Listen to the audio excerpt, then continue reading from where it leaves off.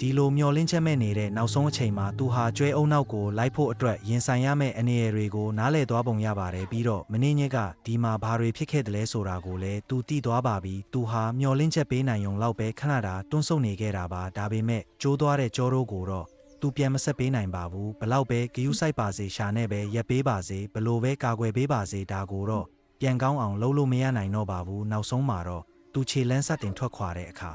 မာဒီဒေါဟာသူ့ရဲ့အမွေအနှစ်ကိုထားရေးခဲ့ပါပြီသူ့အဖော်ရဲ့နောက်ဆုံးကြံရစ်တဲ့သွေးမျိုးဆက်နဲ့သူ့ရဲ့နမေကိုပါထားရေးခဲ့တာပါသူဟာချင်းသေးတွေရဲ့မိခင်နဲ့ကာကွယ်ဆောင်ရှောက်သူမာဒီဒေါဆိုတာအခုတော့မဟုတ်တော့ပါဘူးတိရစ္ဆာန်တွေရဲ့ဝမ်းနည်းကြေကွဲမှုအကြောင်းကိုကျွန်ုပ်တို့မသိနိုင်ပါဘူးကြေကွဲနေတဲ့နှလုံးသားရဲ့အကျိုးသက်ရောက်မှုကိုတောင်ကျွန်ုပ်တို့မသိနိုင်ပါဘူးဒါပေမဲ့သူ့ရဲ့မျက်ဝန်းတွေမှာခံစားချက်တွေပြင်းထန်လာပြီးသူ့ရဲ့သားငယ်လေးကိုနောက်ဆုံးအကြိမ်အဖြစ်စွန့်ခွာသွားတဲ့အခါဒီချင်းသေးမကြီးစီမှာတခုခုတော့ဖြစ်ပျက်သွားခဲ့ပါပြီသူဟိန်းတံပေးလိုက်တဲ့အခါဘယ်သူကိုမှခေါ်ယူနေတာမဟုတ်